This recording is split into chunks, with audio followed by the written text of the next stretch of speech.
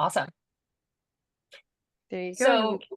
So, since humans started making clothing about 27,000 years ago, almost all of our clothes has been custom made for the individual. And standardized clothing, as we see it today, is actually a very, very recent advent, only beginning in about the mid 1900s when we experienced the world wars and standardization began. Since the early 2000s, nearly every single global fashion forecasting service and article producer has been telling the global fashion industry, we have to get back to custom. It's the best way forward for our industry. I'm Cheryl Bond. I am the co-founder of 27K, and I have been in the outdoor and performance apparel industries for over 20 years, and including working at some of the world's leading outdoor apparel brands on their product creation teams. And in that time, I've never ever had a ski jacket that fit me, even though I was the person that was directly responsible for creating that product. So in 2020, my co-founders and I created Made Outdoor. We were creating fully custom, made to measure, made to order, and 100% inclusive custom outerwear. And we experienced some really big problems in that. But we launched in 2021, and by 2022, we had received the two biggest awards in the outdoor performance apparel industry globally and had received extensive recognition across the leading industry publications. So, how do brands make custom clothing and what are some of the issues here? So, the way that custom clothing has always been made is you start with a basic design for a product.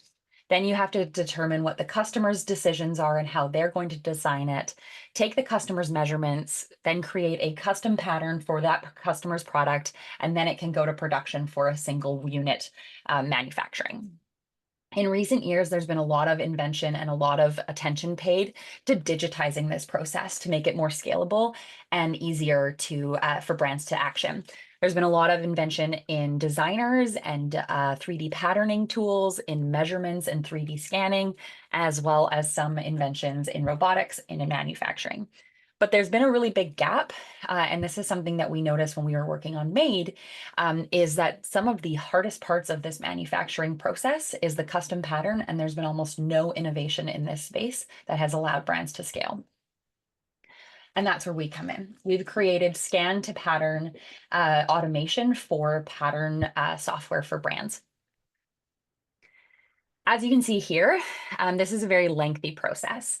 Once the design is completed by a brand, it still takes them almost 25 hours to make a product. And as I said, with the digitization and the technology that's come into place, they've done a lot of invention in the early stages. So this is the designer tool. This is the custom measurements. This is the time that a brand needs to directly spend on that process.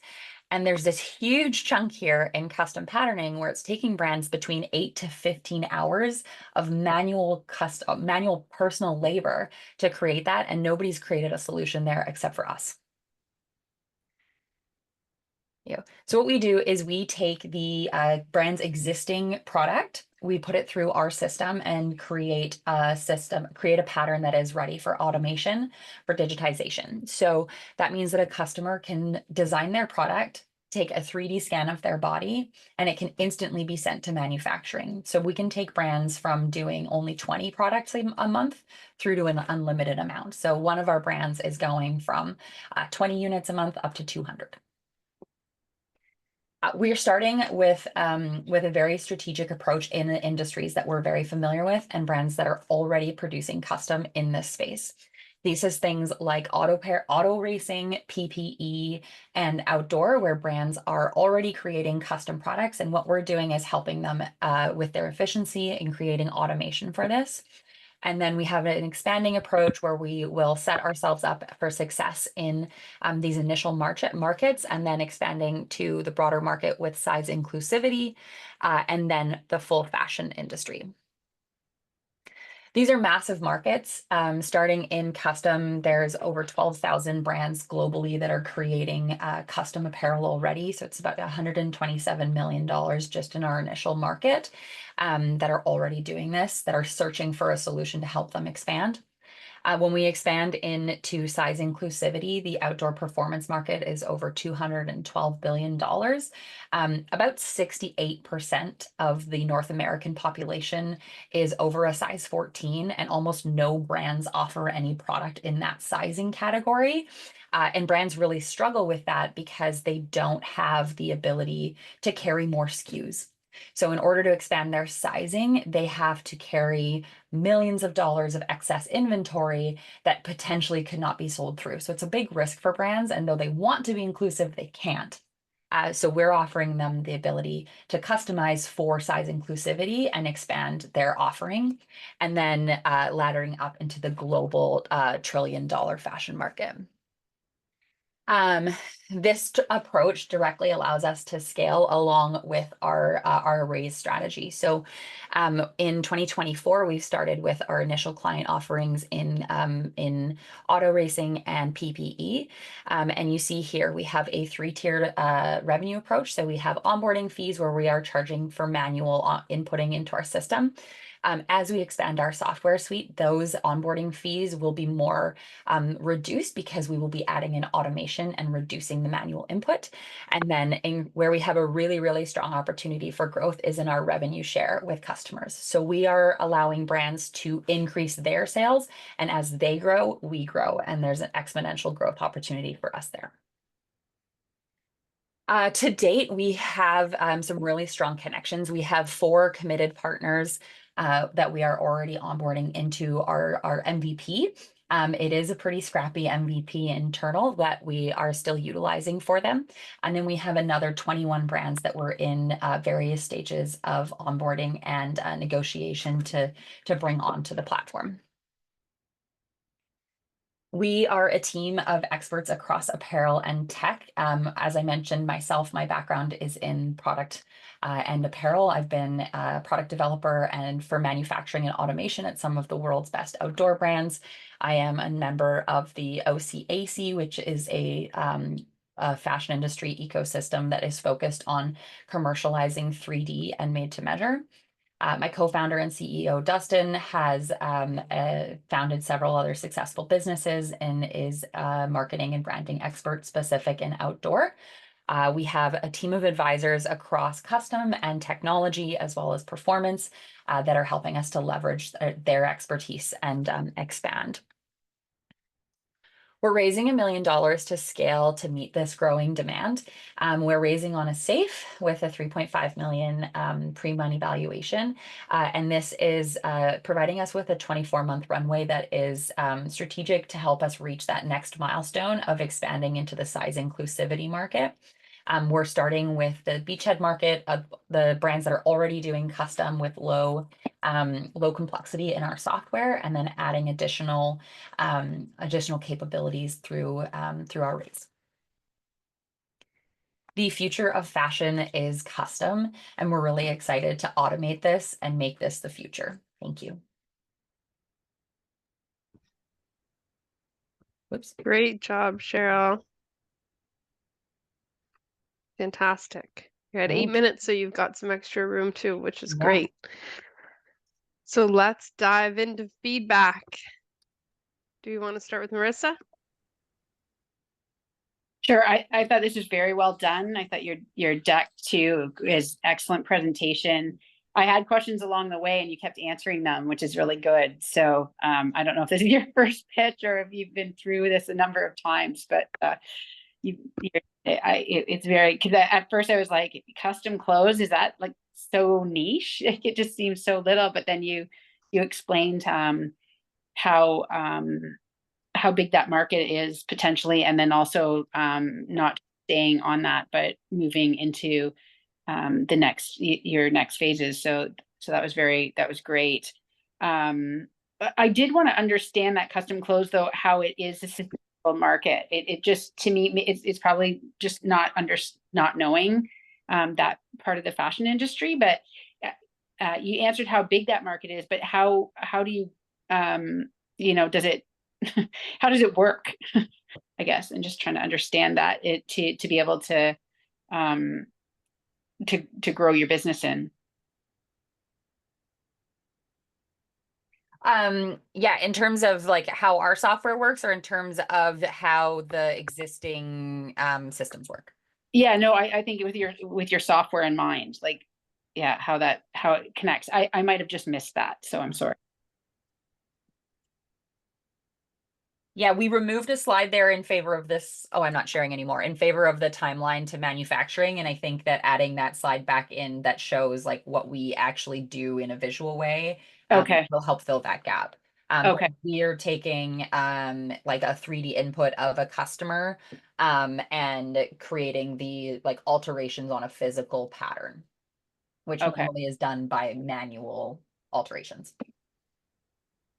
Gotcha. And then so when it's a repeat like the way that your software works is like repeat customers, I guess. Is that how it's kind of, or it's the time, it's basically reducing the time to actually get the product, right? Is that right? It's like It's reducing the time that the brand is required to spend to complete an order. So I'll share this one again here, and maybe it's more how I've explained it. So this green teal section here is the pattern making process, which is taking 8 to 15 hours per order. So you order a custom product, it then requires somebody at the brand to go through 25 hours of labor to actually make that into something that can even begin manufacturing.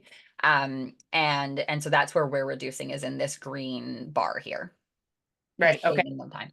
You were saying that, and I just was trying to make sure I was getting there. Yeah, that I think the slide that would be helpful, like just to piece it together. I did a little bit, but not well enough Okay. Yeah, that, so that slide would be really good. As I say, a lot of the questions that I had, it's great pitch. I really also like the fact that you tie together your previous experience of your teams. That to me was a big selling feature there. That you got the experience, the knowledge of the industry. You saw somewhere that needed to, where there was a need, and you're fulfilling that need. So all that tying it together was really good, really convincing. You convinced me. I don't know this industry very well, but I'll send the bank details. Yeah. Love it. Okay, David. Oh, and thank you. Yeah. Cheryl, I love your presentation. It's fantastic. Thank you. What you're doing, I think, is great. I'm going to start with this slide. This slide that you have up now, what I'm seeing, I don't know if everyone's seeing it, the timelines from design to manufacturing. My one very small point on this is that 27K is hard to read, and that's one thing, because people don't recognize your logo just yet, and I had to really look at it to see the 27K. So all you have to do is add in right beside your logo a 27K. But the other thing is if you're the #1 top fastest, then you should be at the top of the slide, not at the bottom. Okay. And so I would just reorient yourself so you're at the top of there. It makes investors feel that, well, you're the top one, so that's a great thing. The other thing is, my overall feedback would be, it took me a while to understand through the pitch that you are actually software as a service, and that's where my ears as an investor and as a software guy person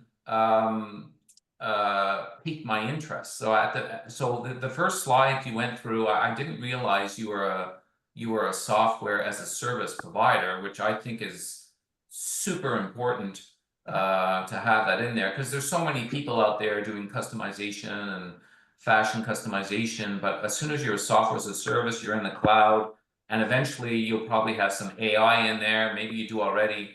That really is an appealing aspect. I would put it up sooner because we have, as investors, a very short attention span. So you want to kind of get us in there early, and then we start paying attention. So that's another piece of feedback. The other thing I find, and this is not just for you, it's for all people who show market size is $1.1 trillion.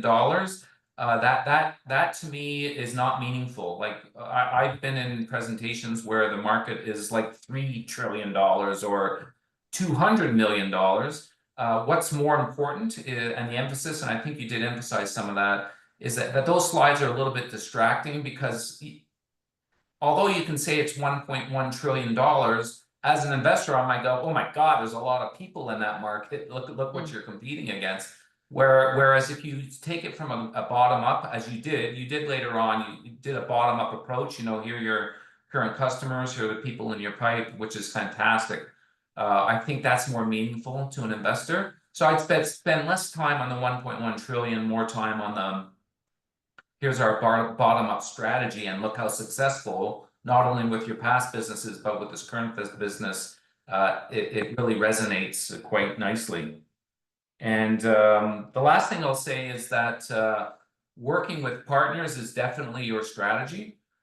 It's a super important strategy. I'm glad I didn't hear that you're going, you know, B2C and or you know, directly to consumer, which for 750,000 that or sorry, 1 million, which is your ask. And I like the safe, by the way, it's more appealing.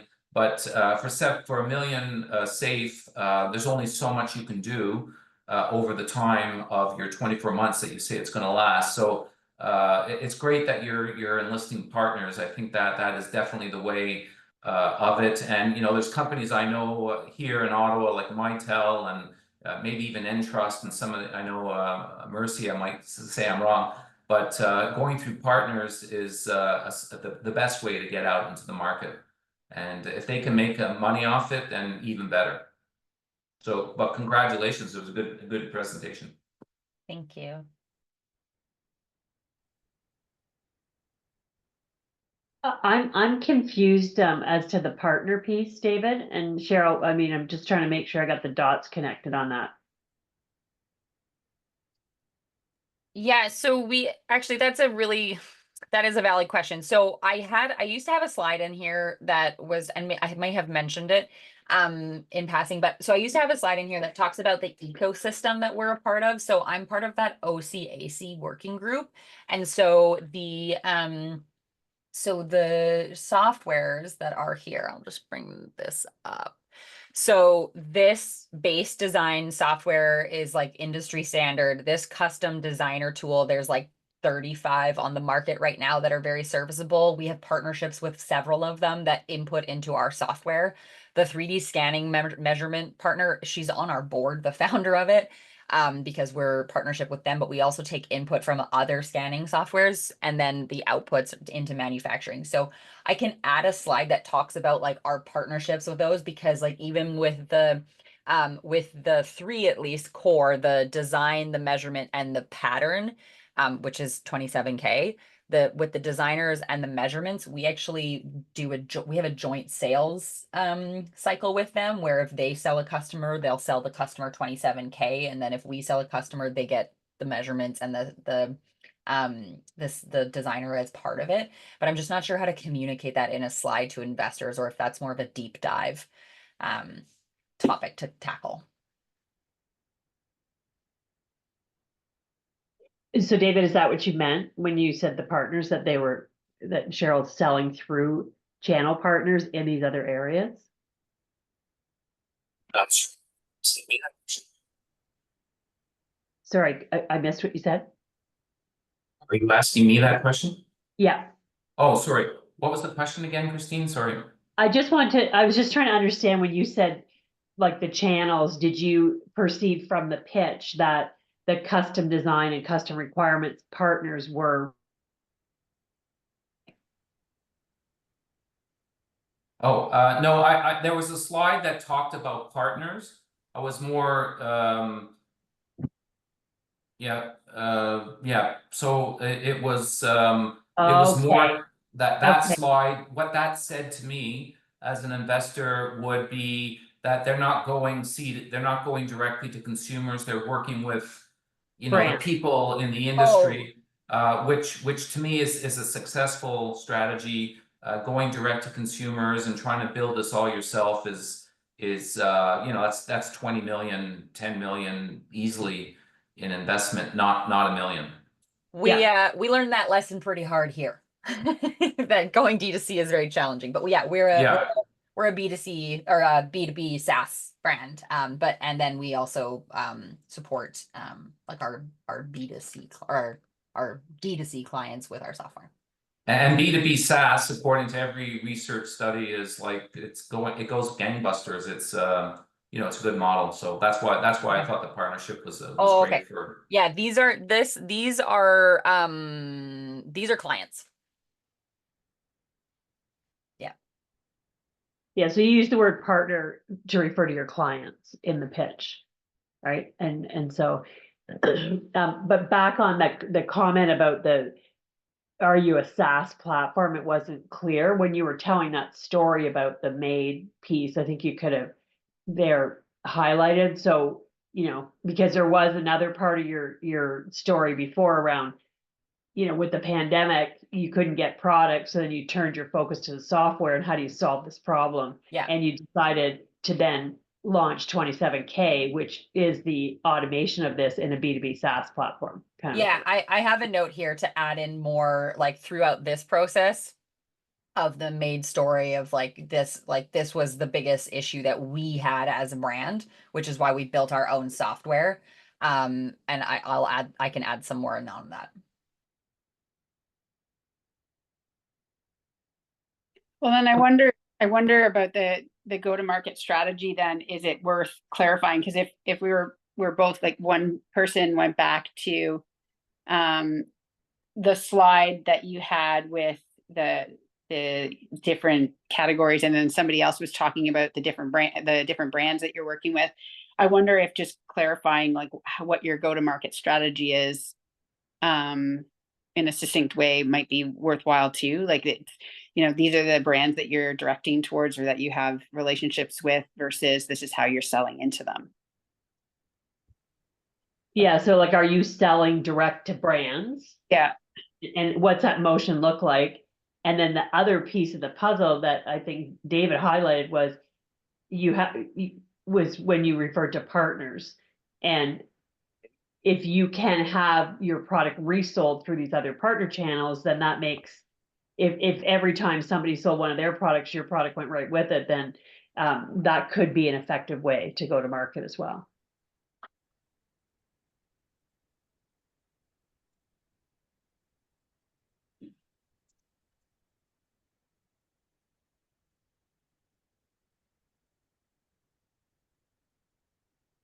Okay, wonderful. Do you have any other questions, Cheryl? No, this is super helpful. I think our Katie and Christine and Steph, you know how much our pitch has changed in the last 4 weeks. So I feel like we're getting really, really, really, really close. And so this is all really great feedback of like some of the elements we had early on that we've lost and bringing it all back in. And that's really helpful. And I'm still at 8 minutes. Yeah. It's like apparently 8 minutes is how long I'm able to talk. So well, it's 25 more seconds. This time you added 25 more seconds, so you're a little bit longer, but that's a good thing because that just means you have the capacity to add versus having to reduce, which I think folks struggle with the most, especially when they're getting feedback that more information is wanted. So I think you're in a good spot. And I will say, yeah, the evolution of your deck has been incredible. And I noticed right off the bat, I think I can just speak for those of us who have listened to the pitch many times, the speaking to the 27,000 years. Was great. And right away, yeah, just that subtle introduction was like, oh, I get the name. And I was actually speaking about your company with Leah in passing, and Leah had said, "Oh, I'm really curious what the 27K means," and that was before she even heard your pitch, or just because she saw the evolution of the name or like the change in the name, and so you answered her question right away. So that was really brilliant to add that right off the bat too, and your personal story as well. I woke up in the middle of the night with that one, so. No. Okay, great. Okay, well, we don't want pitch decks keeping everybody up at night. So let's reiterate that Stephanie and Cheryl, you did a fantastic job. David, Marissa, and Christine, thank you so much for being here and contributing your perspective. It adds so much value, and it's amazing to see the evolution of the decks week over week. So we appreciate you. Thank you. Thank you. Thanks. Thank you all. Okay, happy Have a Thanksgiving, wonderful Friday. everybody. Happy Thanksgiving. Bye. Bye.